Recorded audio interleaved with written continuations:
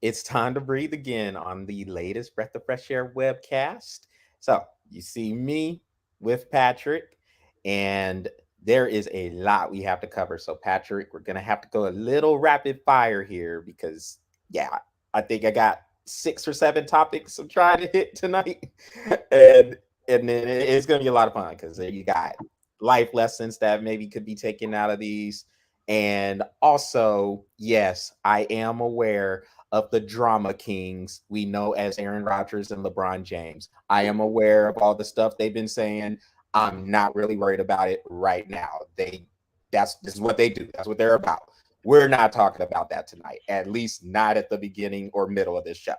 But we're Aren't they gonna kind of jump. irrelevant at this point? Yeah, I mean, it's what they do. It I don't want to be that. It is what it is, dude. But that's what they do. It is what it is. They're drama kings. That's what they are. But we're not here to talk about the drama kings. There are a lot of other topics that we're gonna touch on. And Patrick, we're going to start with Brian Flores. So over the weekend, and then we've been saying we don't see him getting another coaching job, and I'm pretty sure both of us meant head coaching job. We didn't see him getting a head coaching job, Yeah. but he did get an assistant head coaching job. So he is the defensive assistant slash linebackers coach for the Pittsburgh Steelers. Now, of course, the Pittsburgh Steelers head coach is Mike Tomlin, and it seems fitting to me, and I want to get your thoughts on this. It seems fitting that the team whose owners are the Rooneys, and of course, we have the much maligned and much talked about Rooney Rule. Seems fitting it would be the Pittsburgh Steelers to give him the opportunity to continue to coach, especially with the lawsuit going on that Brian Flores has. So, what's your thoughts on it? Do you agree with me? Disagree with me? Does he get an opportunity like this if it's not with the Pittsburgh Steelers? I mean, I did. Okay. First of all, let's talk on the Rooney Rule. You know how I don't agree with that anyway. I mean, I'm best with man you. for the job. Best man for I'm the with job. I don't. Yeah. And I've said it many times, man. It's not about skin color to me. It's about one color. What color is that? You know, it's green. I don't give a crap about the skin color. I care about the color green. Is my lettuce going to be alive? What are you bringing to the table? I don't care. I just care about the color green. But truthfully, man, it's not about skin color. So I don't agree with the rule. I understand why it's in place. I get it. I understand. I sympathize with those situations, but I don't agree with it. I wish people would just. I just don't know when we get to that point where we just look past skin color and just look at who brings what to the table and take the best opportunity that's out there. Simple as that. You know what I mean? With that being said, I don't think he gets another chance like this if it wasn't for the Pittsburgh Steelers, unfortunately. I mean, when we saw what was going on at Miami, look, it wasn't the best scenario, but he did a good job in Miami, man, for real. Like, giving what he was given, I mean, to me, I don't think Tua was the quarterback for Flores, but what he was given, he done a phenomenal job with it, and all this stuff that's going on with what he's saying and stuff. As we always know, there's 3 sides to every story: their side, his side, and the truth. And unfortunately, I don't think he gets another opportunity if it wasn't for the Steelers. But I will say this is his opportunity to show that he can head coach at another location eventually. So with that being said, I like the pickup. I don't know how it's going to work out with him and Mike, but we'll see. I mean, personally, I like it. I hope he does. I hope he does do well in Pittsburgh and moves in a head coach again in a couple of years. So we'll see. But I do like it. I like it. I think it's a good opportunity for him, and I hope he takes advantage of it and makes the best out of it. I think so. I'll say this about the Rooney Rule, Patrick. I'm with you in terms of understanding why it's in place, but I'll also say if things were, I guess, right, or if things were where you did have equal opportunities, then you wouldn't need this rule. And also, the NFL, they never do stuff organically ever. No. Everything is reactionary with them. Everything is based off of public outcry. And I think a lot of these rules, including the Rooney Rule, was one of those public outcry rules. They know they have a diversity problem. It's crazy because 70% of the players are black or African American.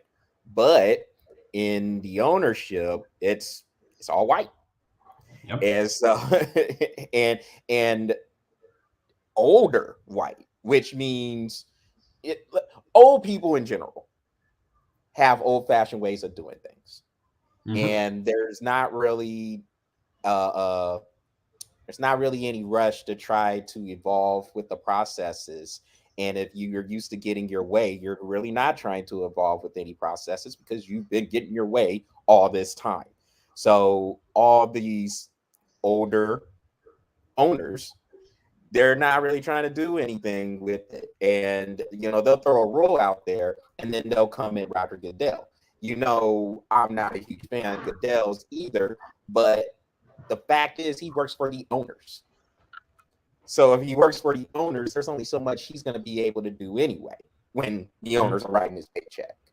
Uh, with all that being said, again, the Rooney Rule is not, it's just not an organic rule to me. And a lot of the rules with how the NFL does their business, they're not organic. They're very reactionary.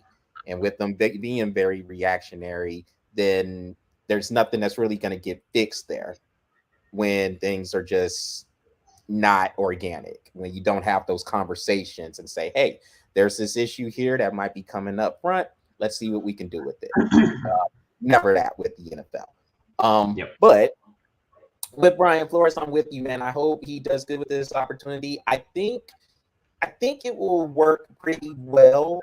I think Brian Flores is kind of in a situation where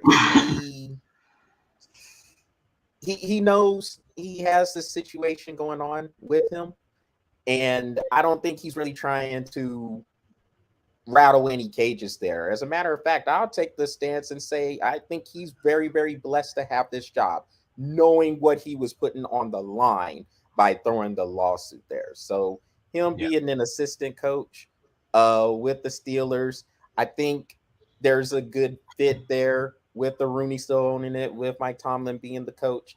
And I can see this working out pretty well. Now, how long he's there, we'll see. If he wants to try to go out there and try to get another head coaching job, then I guess he'll make that jump and see where he can go. But I can also see a situation where he's with the Steelers for a while, just because of that. Yeah. Well, I can see that. I mean, I like you said, I don't know how long. I mean, I'm thinking probably 3, maybe 4 years, and then he's going to definitely get offered a position somewhere else. Because I think, personally, I think there's going to be a lot of openings in the next couple of years because of, the want to immediately win in the NFL nowadays, and the way the Rams put that together. Obviously, there's going to be a few teams that want to follow suit, and it always happens. Well, all right, Patrick. Sounds like we in agreement there. I know, like normally we are in agreement, but man, when we have our disagreements, boy, we go at they are on. Well, Patrick, let's move on to this next topic then. And man, this one. So I don't know if you caught this over the weekend. This also happened over the weekend, but there was a college basketball game, certain college basketball game between the Michigan Wolverines and the Wisconsin Badgers. Wisconsin won the game, I think it was 77-63, but of course that was not the story coming out of there. What happened after the game is what really got people talking Monday and through part of today. So you had the Michigan coach, Juwan Howard. He's going through the handshaking line, and he doesn't shake the Wisconsin coach, Greg Gard's hand. So then it turns into a little bit of a scrum. But before I go on there, I'll start with the beginning where everything kind of stemmed. Wisconsin called a timeout. I guess Greg Gard called a timeout because he had his backups in there. Michigan was still pressing them. So this is key. Michigan's still pressing them. So Juwan Howard's still coaching here. Like it's not like he called the dogs off. He's still coaching.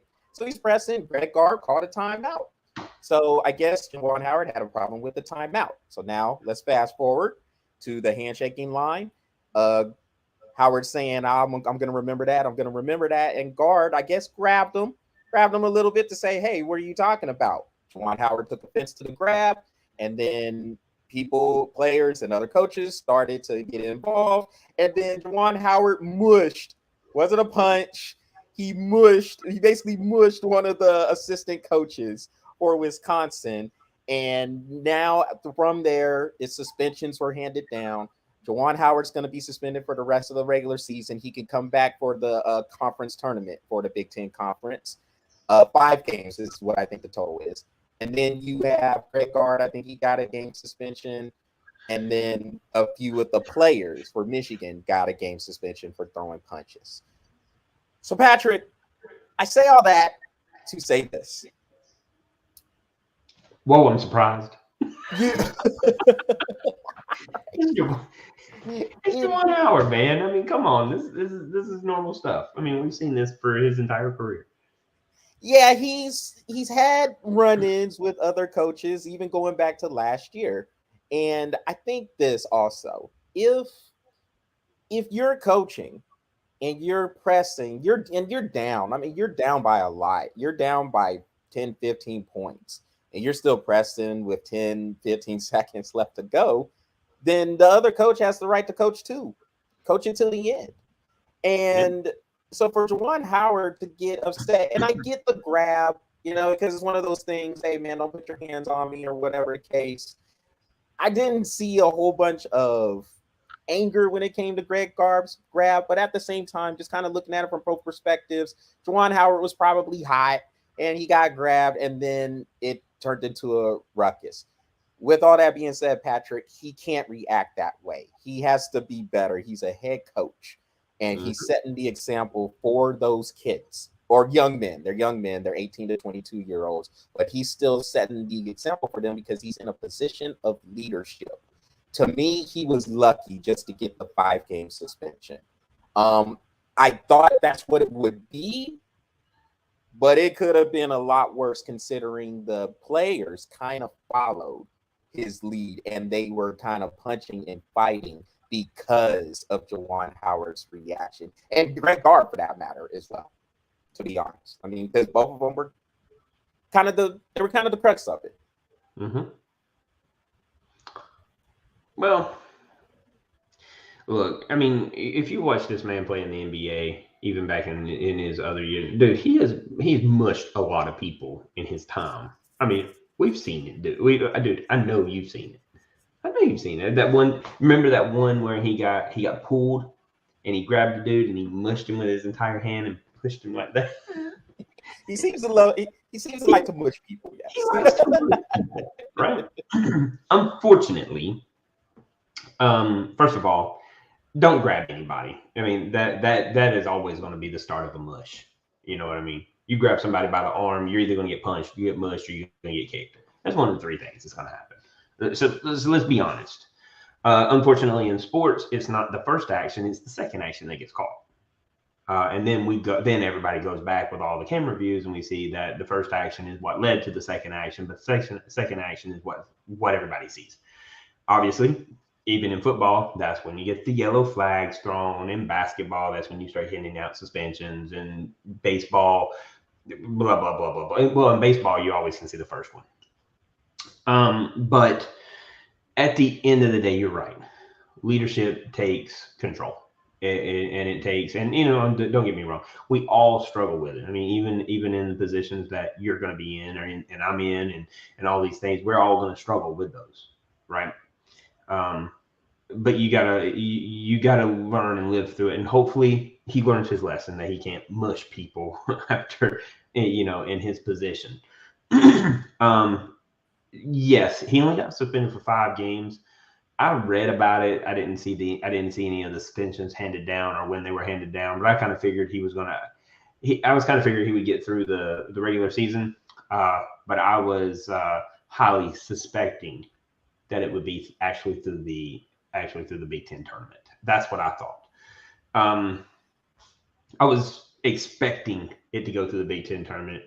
Best case scenario, like you said, 5-game suspension, rest of the season, and he's good to go back in conference play.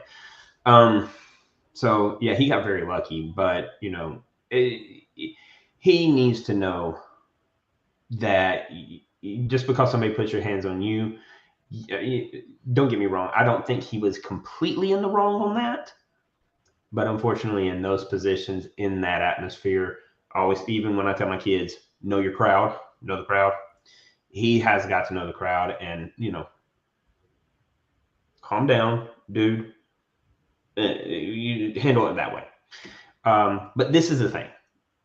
I'm not mad at either coach for coaching. If you're going to come at me with a 15-point lead, I'm coming back at you. We're going to go 17. Simple as that. But I'm the type of person, I can tell you, if I got a 15-point lead, I'm coming at you. Point blank, I'm coming at you. We are full throttle. If I coach a team, we are full throttle for 60 minutes. Or however long it is in college, I can't remember right now. 20-minute halves. 20-minute halves. Okay, so we're full throttle for 40 minutes. Believe it. I'm coming. Whether I'm down by 15 or whether I'm up by 15. I am full throttle. My kids are playing, so be prepared. In football, I'm telling you, if I got a 21-point lead, you don't want it 28, you might want to stop me. It's not me running. It's not me trying to rub that wind in your face. Understand? It's me that I'm telling my kids, we are full throttle 100% of the game. Be ready to play. And I will tell the team that on the other end, be ready to play because we are playing for 40 minutes. So I'm not mad at the coaches. That doesn't bother me, but I was fully suspected 5 games, but it was completely expecting all the way through the Big Ten tournament. Yeah, you just, as a coach and as a person in general, and I guess this is where I'm going with the life lessons here, because there's a lot of people can learn from these events.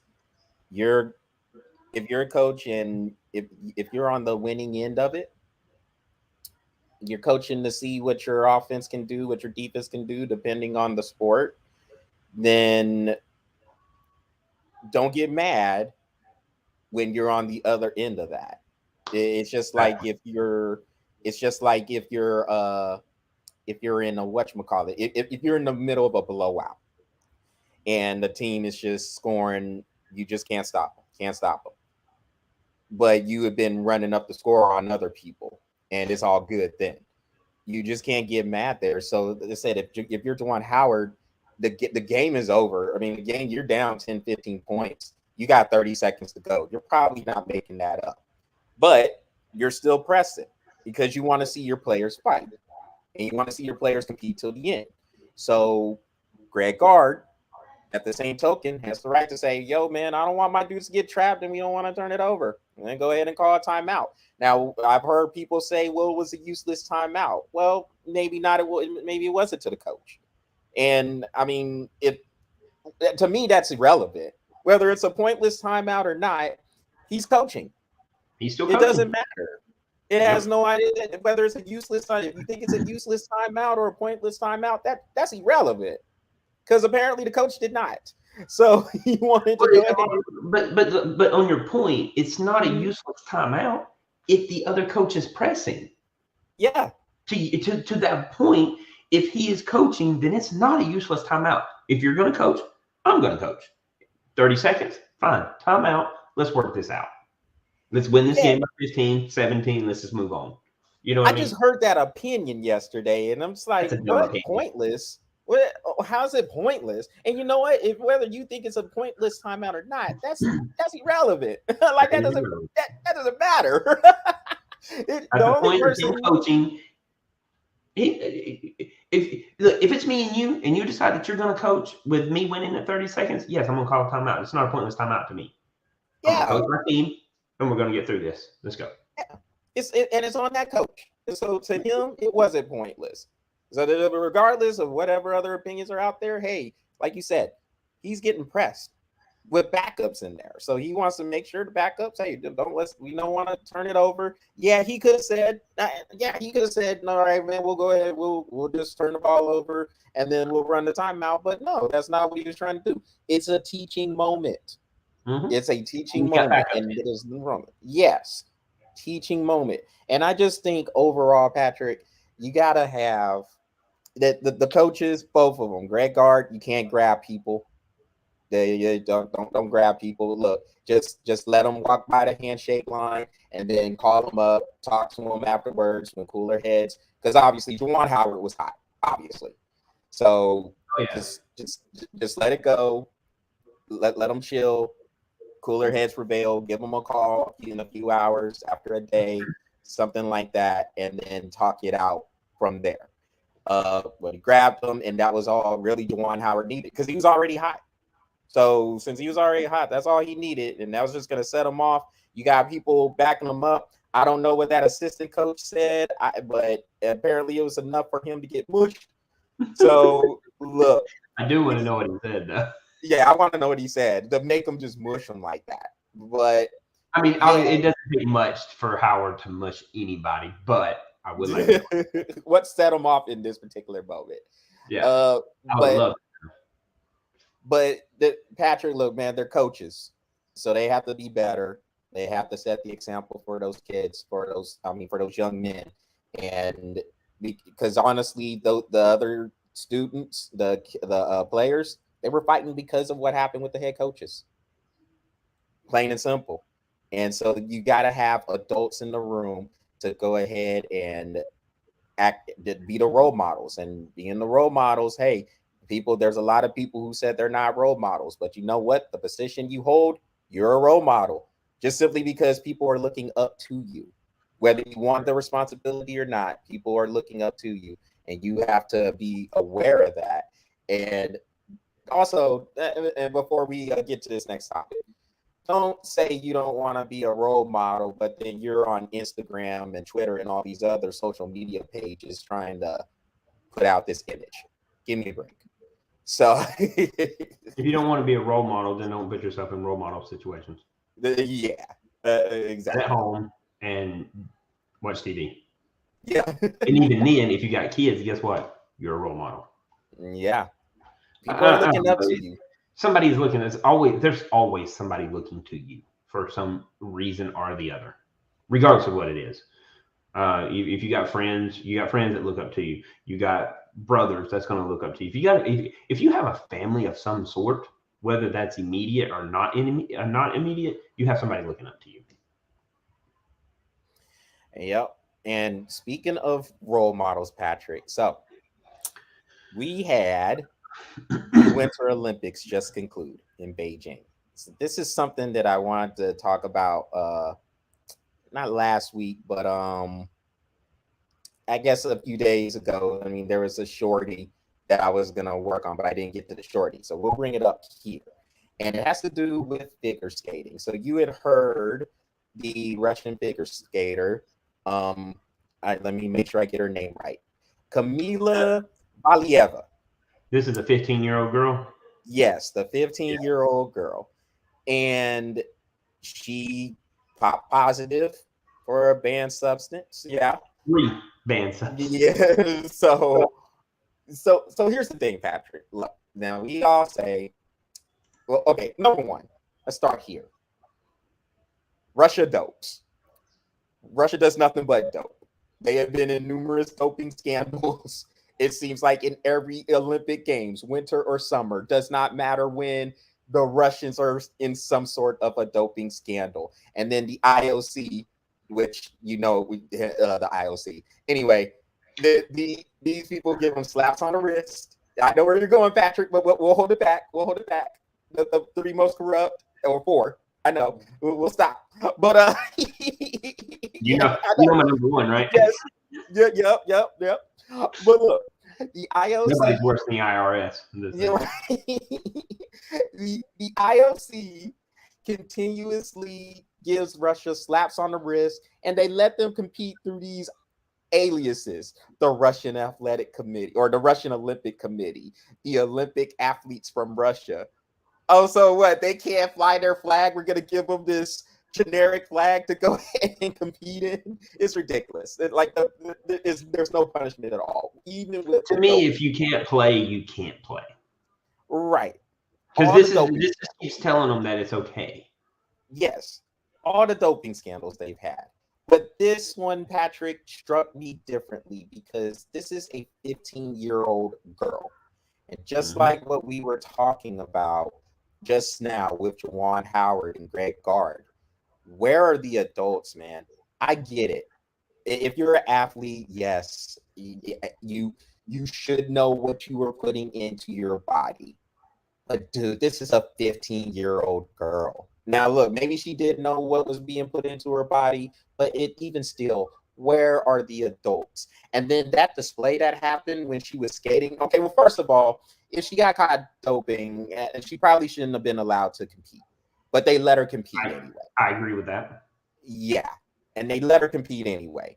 But now that she's out there, she's flailing around. She's falling all over the place. You could tell all the pressure, all the scrutiny that has come down.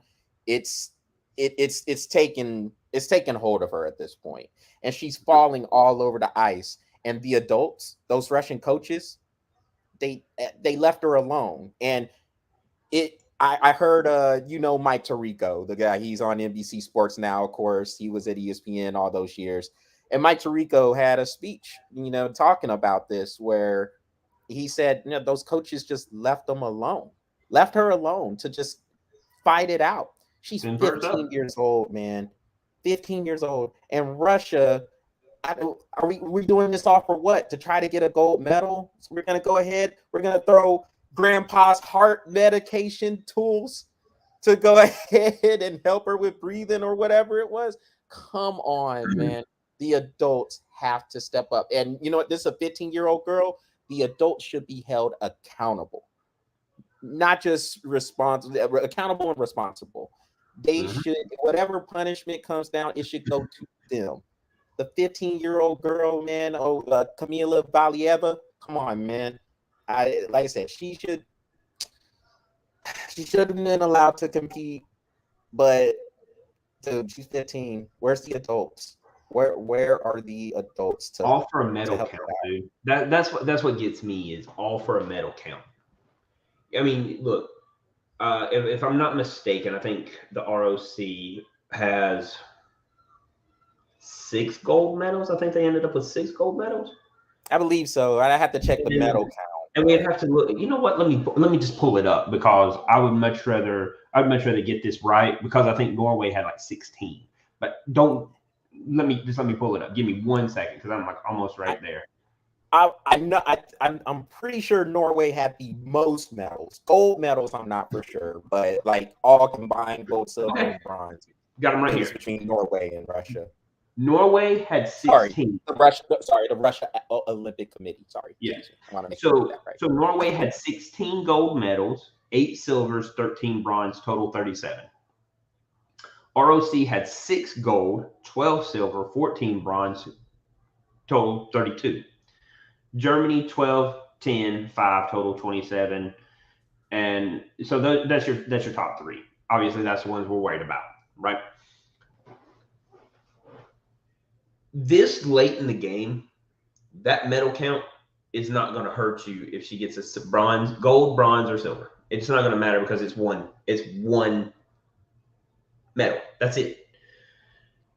So at that point, you need to go, okay, it's probably not worth doping her up and getting her.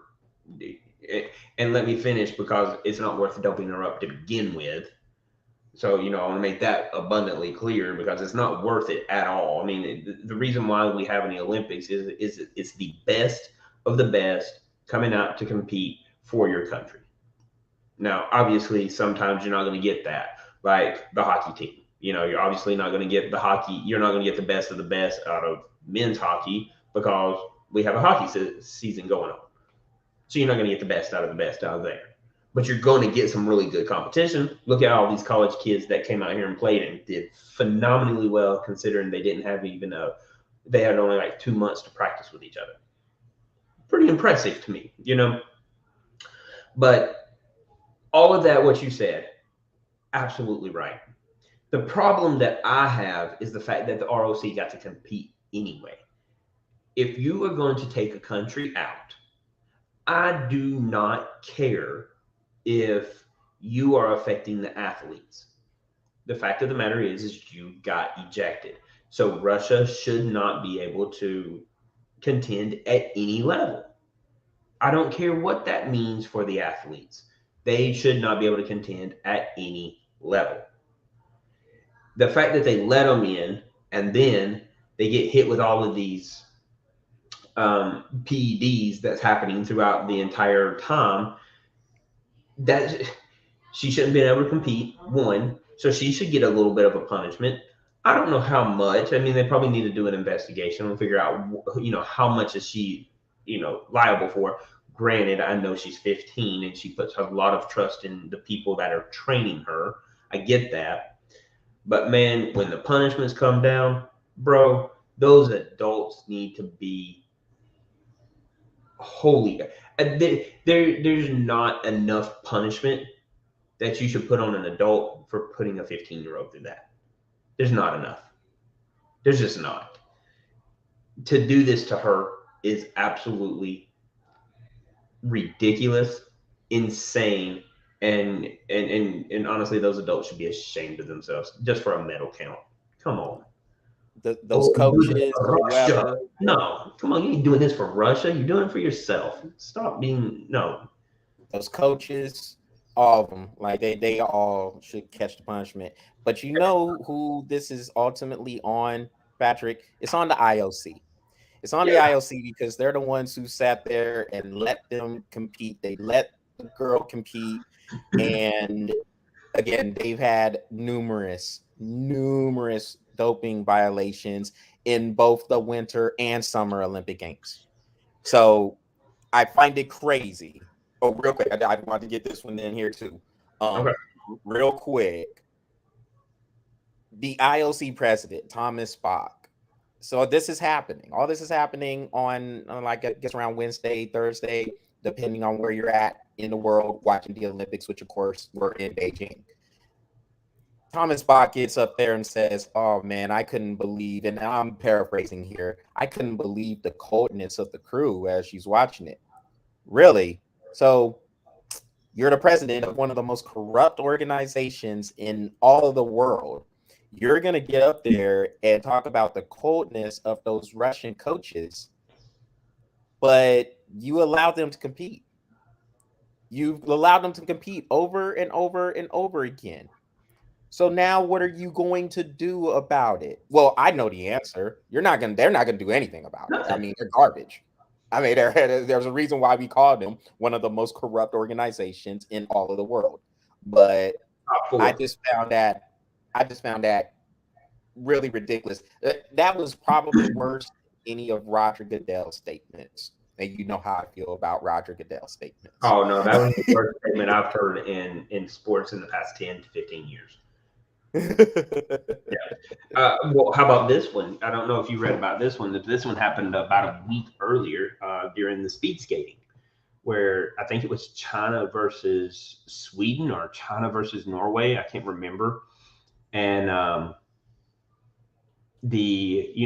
okay, so speed skating, when you get started, you go around your first, and then you get your straightaway, and then you come around your second turn, and then you get that second straightaway. But as you're hitting into the second straightaway, you're supposed to switch lanes, right? Yep. As they're switching lanes and they're going in, and China is going down to the bottom lane, and Sweden or Norway. Was that the bump? They kind of bumped each other, of course. That put China, because China came into his lane. As soon as they go into the lane, they're actually supposed to be disqualified. You cannot go. They did not disqualify them, and they still let China win the gold.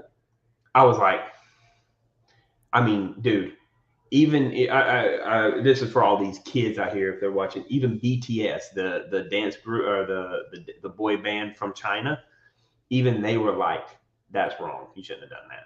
I know they're from Korea, I think. No, they're from Korea, but the Koreans were actually. Let me make sure, because I thought BTS was from China. Nah, I think they're from Korea, man, like South Korea.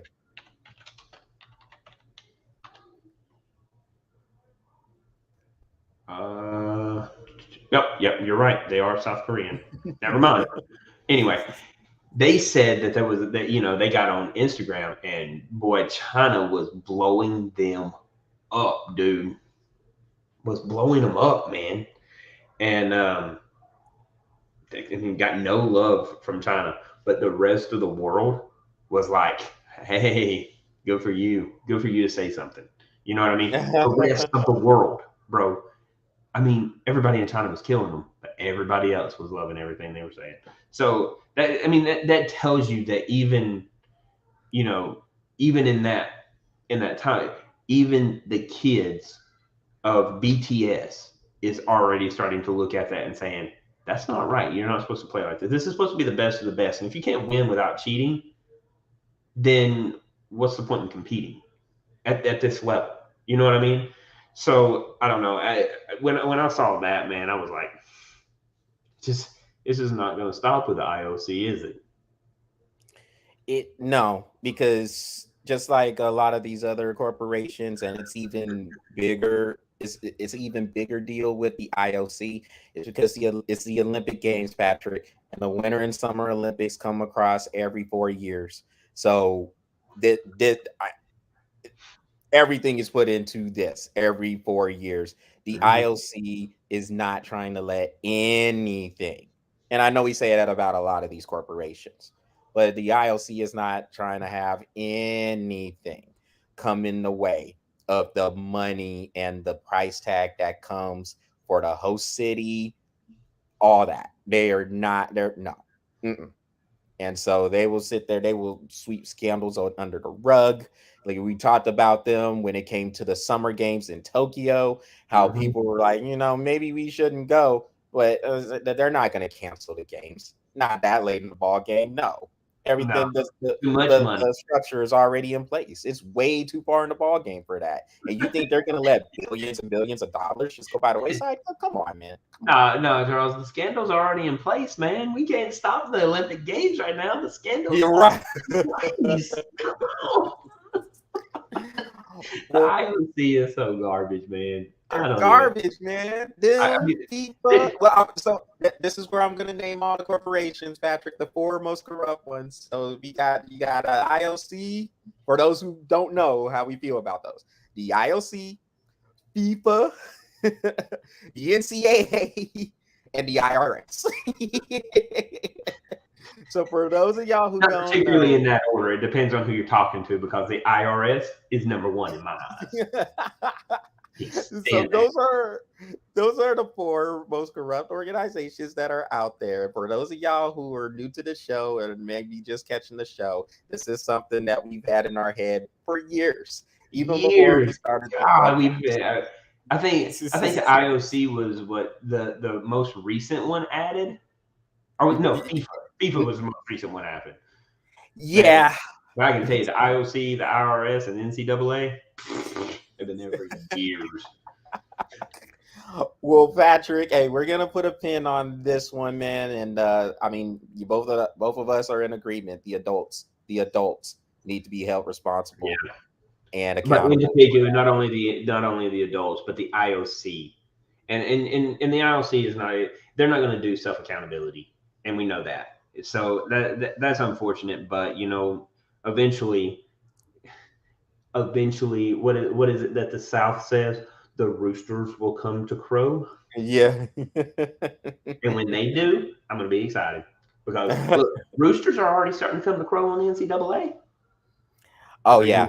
That's the reason why we're getting super conferences. That's the reason why the NILs are starting. Oh yeah, NCAA is about to be out.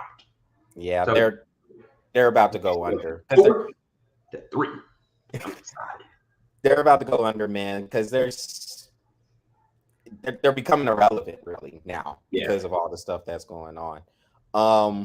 Well, Patrick, let's move over to the NBA, and I wanted to talk about Zion Williamson because it was reported he might need a second foot surgery. So that it sounds like his season is over. It doesn't sound like he's going to be able to come in and play a game for the New Orleans Pelicans this year. And I think it's just a bigger picture about the career of Zion Williamson now. This is literally 2 years now where this dude is just he has not been able to play. And it's been foot surgeries, weight problems, all kinds of stuff. So, Patrick, I'm just going to come out and ask, man, is his career, forget the season right now, is his career in danger of being in peril? Well, let me ask you a question, and I already know the answer. Has he completed one season yet? No, because so his first season was 2019 and 20, but we know there was a 4.5-month break. I don't want to call it break, a pause in action, because they were trying to figure out what to do with the COVID protocols. But other than that, no. He hasn't. And I get it. COVID is its own little beast. So, it is what it's going to be at that point with, and yes, if you want to ask, go ahead and ask. I'll tell you what it's going to be. But no, I mean, there was nothing you could do in that situation, man. You know how it is. I mean, everybody was just kind of trying to do what they could with the cards they were dealt. Yeah. I mean, that's how I look at it. So with Zion, it's like this. You would like to think that his career's not over, but he's going down this road. And like you said, weight issues, injury issues.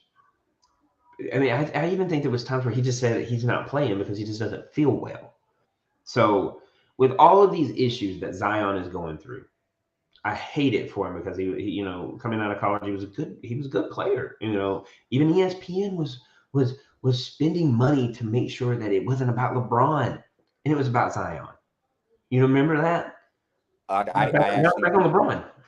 So I actually put you remember this, Patrick? I put that on a letter to ESPN. I told you what they had said. Yeah. But unfortunately, if this man does not step up if he does not step up for his team, eventually he's going to go from the number 1 player on the Pelicans to number 2 player somewhere else, and the number 3 player, and then eventually he's going to be a bench player. And we've seen it time and time again for these players that just don't show up, or they're injured all the time. They're even with Dwight Howard, he's still fighting to stay into the limelight of it. But let's be honest, man, he's a bench player. And honestly, his entire career, he probably is where he probably should have been. But it doesn't change the fact that with what Zion is going through, injury after injury after injury, fat. I mean, eventually he's going to be stepping into that number 2 role, that number 3 role, and then eventually he's going to be on the bench. The thing with Dwight Howard is, so when you're 19, 20, 21, 22 years old, and you have that explosive power, like you are a raw athlete, which Dwight Howard was. Dwight Howard was Patrick, because he played high school ball in Atlanta. Yeah. So I mean, Dwight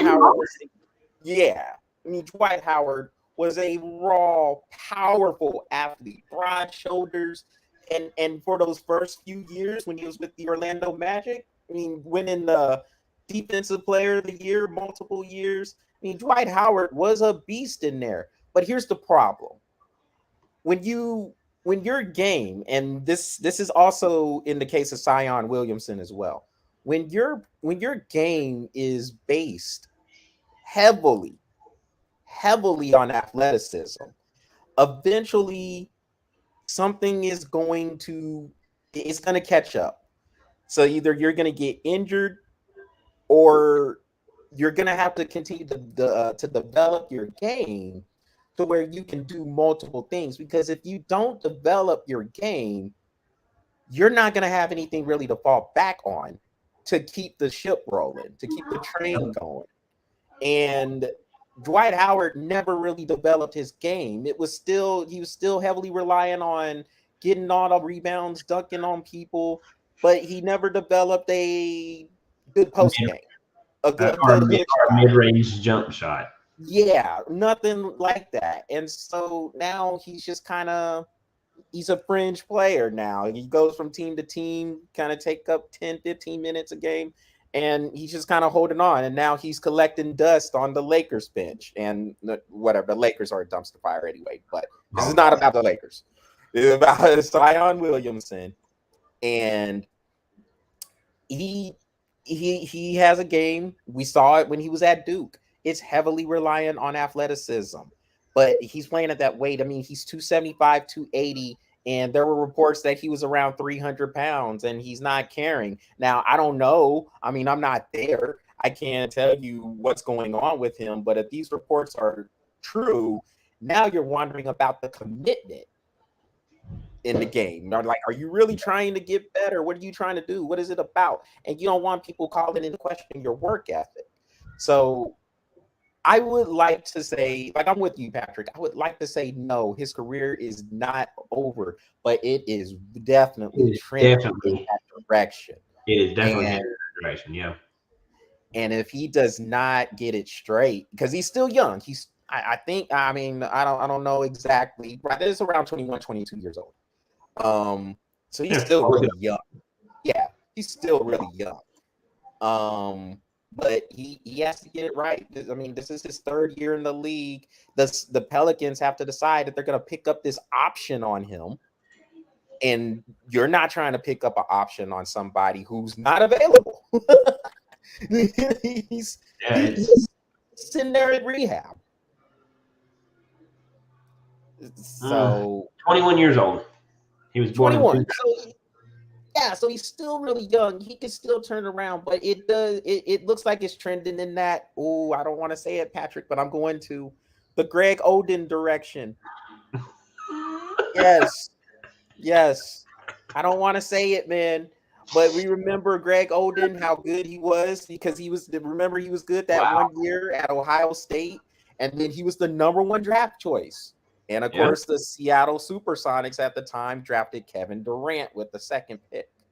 And I'm sure the Portland Trailblazers are still to this day for that one. But it unfortunately for Zion, it just looks like it's trending in that direction, and it you don't want to see a guy with that much ability go down the tubes, go down the drain like that. But when your game is heavily reliant on that athleticism, you're seeing it definitely right now with Russell Westbrook. When you don't develop other parts of the game, your game goes away. Yep. And now people know how to defend you because you can only attack one way. So, I mean, you don't even have to be defensive player of the year. If you're like, all I have to do is push him to his right because he can't dribble right. So push him to his right because he's left-handed and he can't dribble that accurately. So we'll just push him right and force him into double teams, and he'll have to make passes. That doesn't take hard thought process to know how to defend that person, because you're always going to have your one or two coming up to your elbow to help you with the defense. So I mean, I don't know. I mean, he does have to develop his game, but first he's got to stay healthy, and I don't know what his weight is anymore, but he's got to stay healthy. He's 21 years old, and man, I mean, I hate to say it, but remember Derrick Rose? He got that injury really early in his career, and man, he just hasn't been the same since, man. And he was when he in top 5, he was a 1. Was he 1? I mean, yeah, he was the number 1 draft choice back in From the Bulls. 2008. 2008. And he Yeah, won from the the MVP. Bulls, right? Huh? From the Bulls, right? Yes. Yep, to the Bulls. And he won an MVP. Won a regular season MVP in 2010, 2011. And then he tore his ACL. And like you said, never been the same since. It went downhill from there. And Zion, he's on the same way. I mean, like, the only person that I've seen in recent time was, well, 2 people, I guess. Kevin Durant had that injury in the playoffs a couple of years back. He came back pretty strong. And then Klay Thompson had that injury in the playoffs, and he came back 2 years later pretty strong. He's looking pretty good now. So yeah, he is, man. So we'll come back to that one later on, and hopefully Zion can get it together. Speaking of injuries, though, Patrick, so this one we got to be kind of quick with this one. Chris Paul fractured his thumb. And it's kind of shocking news because, I mean, we didn't know. It didn't seem like it. And I know he injured himself in the last game of the first half of the regular season when they were playing the Rockets. And then it came out on All-Star game weekend that he fractured his thumb. And he's going to be reevaluated, not coming back, reevaluated in 6 to 8 weeks. That could bleed into the playoffs. So, yeah. So, what does this mean for Phoenix? Can they hold the fort? You know, you have Golden State on their heels, and they're getting healthier. What does this mean for Phoenix? And can they hold the fort with Chris Paul down without falling too far in the standings? 6 to 8 weeks. Mm-hmm. Reevaluated in 6 to 8 weeks. So I mean, he could even be out even longer. God, and how many games are we in? Say 50, I mean, in 2 months the playoffs will start. 58 to 60, so you're still looking at 22 to 24 games left. You play about 3 or 4 a week, so let's say 4 a week, 4, 8, 12, 16, 20. God, that's interesting. That is very interesting. And the playoffs will start in the playoffs will start in 2 months. Well, okay, so let's. I got the standings pulled up right here. So as of right now, if Phoenix, and obviously we know it changes. I mean, honestly, even at the reevaluation, we're looking at possibly 3 teams that could possibly play at that. Well, hold on, they would get a bye week, wouldn't they? Wouldn't they get a bye? No, so what happens is you have your play-in tournament, which will have the seeds 7 through 10. They'll play for, I guess it'll be around from Wednesday to Saturday. Right, yep. And then the playoffs will start. Yeah, and then the playoffs will start maybe like that Saturday or Sunday. Okay, so you're looking at Minnesota versus Portland, LA versus LA. Ooh, that'd be interesting. And San Antonio is nipping right there. And so is New Orleans. So you're possibly looking at Phoenix going against either the Clippers or the Lakers. I don't know. I think they'd be fine in their first round. I think they'd be fine. Now, granted, it obviously would have to see how that reevaluation is. But I think they can. I think they can hold. I think they can hold with who they have on that team with Devin and. But then they got Golden State nipping at their heels too. But Golden State 6.5 games behind. I think Phoenix could be fine. I think Phoenix will be fine. Now, granted, I don't know what their schedule is or what who they're playing in the next 20 games. Because if they are playing like Golden State like 3 more times, then you're going to have to really start going, really starting to think about it. But I don't know what their schedule is. But just going off of what I see from just the eye test, like right now, I think they'll be fine with the number 1 spot still. I'm pretty much with Chris. They're going to need Chris in the playoffs. I will say that. Yeah, I'm with you there, man, because I think and then after this, man, then we can move on because we're gonna be pretty much in agreement. Yeah, I think Phoenix will be all right. 6.5 games out or 6.5 games ahead, 22, 23 games to go. I think they should be able to hold on to the first round. I don't think they'll drop. I don't see them dropping any lower than third. And then that's going to take Golden State and Memphis really getting on a run and Phoenix kind of slipping off. I think they have lower than 2, actually. 1 or 2. Yeah, that's right. Yeah, Memphis is Memphis is what, 2 games behind Golden State right now? A game and a half behind Golden. Game and a half. All right. So yeah, I don't see them falling any lower than second or third. Phoenix has a good foundation there with Monty Williams. Devin Booker, I think, can move into that role of a point guard, and he can kind of be a distributor too. And they have DeAndre Ayton. Mikal Bridges is playing very well for him. He might be the defensive player of the year, by the way. He's been that good for him. And they have a pretty good bench as well. So, yeah, they're going to miss Chris Paul in the later rounds. I'm with you there. Yeah, they're going to win a title. They definitely need him back. And they'll get past round 1. Right. Without it. Round 2, I'm not so sure. Because, I mean, obviously, when you get into round 2, now you're going to start dealing with the Jazz, the Mavericks, the Nuggets, the Grizzlies. I mean, you don't know, depending on who wins those first rounds. But, I mean, come on. You're not going to get past Utah without Chris Paul. I just don't see it.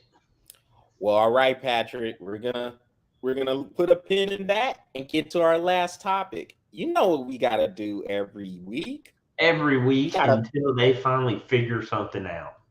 Yes, we gotta bash Major League Baseball. So here's the new stuff, man. These cats, they met last week. This was Thursday. Last week they met for 15 minutes. 15 minutes. Hell no, you're not going to get anything done when you're meeting for 15 minutes. You might as well just call.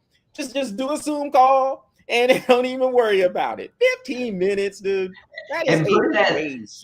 You might as well do a Zoom call and put it on optional if you want to show up. You're right. That's it. We'll see where it goes. 15 minutes. I was so disappointed. I was like, but you know what? Every week is just a solidifying of me being right. No season. And then 15 minutes, Charles. I was so I just looked at that and I was like, I didn't even read what they went over. It said committee MLB meets 15 minutes. I went exit out. I was like, I don't even need to read it. I already know. It was so disappointing. And then so then this week they're supposed to meet every day. They are still, from the reports I've seen, still very far apart. Now, I guess the good thing is they met for 5 hours, but nothing got done for those 5 hours. So once again, you might as well do a Zoom call. Like if you're not, I mean, I guess they're talking, okay, cool, but they are still way far apart. Big thing now is that spring training is basically in peril. And February 28th, which is Monday, is this seems to be the magic date, because if they don't have a deal done or in place by February 28th, now the regular season starts to get bleeded into. And so that's supposed to be March 31st when the season starts. But what they're saying is they can do good with a month of spring training. They can come in and say, look, we got a deal in place by February 28th. You could do a spring training for a month and you could continue or start the season May or March 31st. And then it'll be like nothing happened. We're good. We're rolling. We're doing our thing. I give them 3 weeks. I could give them 3 weeks with spring training and then roll into that. But anything past 3 weeks, no. No. that you're putting your pitchers with way too much danger to throw them arms out. You know, even at the four. I mean, we're even pushing it on the 3 week. I mean, like 4 weeks would be better. 6 weeks is actually perfect. I've always agreed with that spring training. But 4 weeks is pushing it. That third week, you're really like, that is like the absolute bare minimal. And even then, I mean, I think it would work with the way that people use their pitchers today. I think 3 weeks would work. Well, all right, Patrick. We're gonna have to get on out here, but Major League Baseball, just know we're coming. We're gonna continue bashing on y'all until y'all get your head out my asses, basically. Simply put. Just get a deal done. We don't care, millionaires versus billionaires, whatever. We don't care. Just get a deal done so the fans don't continue to suffer. Simply put. Yeah. And so with that, Patrick, that wraps up this edition of the Breath of Fresh Air webcast. So y'all make sure y'all go to the Breath of Fresh Air YouTube channel, smash that subscribe button, and keep the likes coming on the Breath of Fresh Air Facebook page. Until next time, y'all take it easy and have a great rest of the week.